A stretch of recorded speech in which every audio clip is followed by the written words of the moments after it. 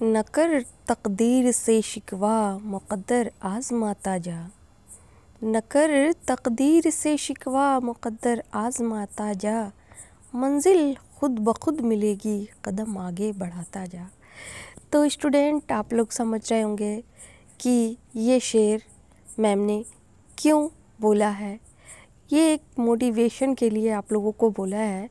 आप लोगों के सामने एक मोटिवेशन आशार पेश किया है, मोटिवेट करने के लिए कि आप लोग तकदीर को अपना दोषी नहीं ठहराइए, बल्कि मेहनत कीजिए और कामयाबी इंशाअल्लाह ताला कदम चूमेगी।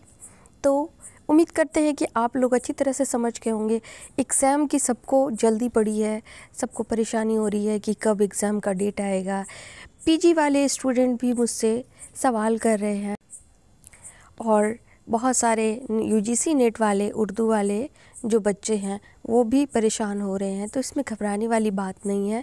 नेट की जो है आपको जून के लास्ट वीक या फिर जुलाई के फर्स्ट वीक में एग्ज़ाम कंडक्ट कराने वाली है यूजीसी, और पीजी का यानी नालंदा ओपन यूनिवर्सिटी का। तो स्टूडेंट, आपको बता देती हूँ कि ये जो है आप लोगों को इन्फॉर्मेशन पोस्टमैन ने आपको स्पीड पोस्ट के ज़रिए या मैसेज के ज़रिए फ़राहम कराएगी। आप वेबसाइट पे देखते रहें। ओके, अल्लाह हाफिज़।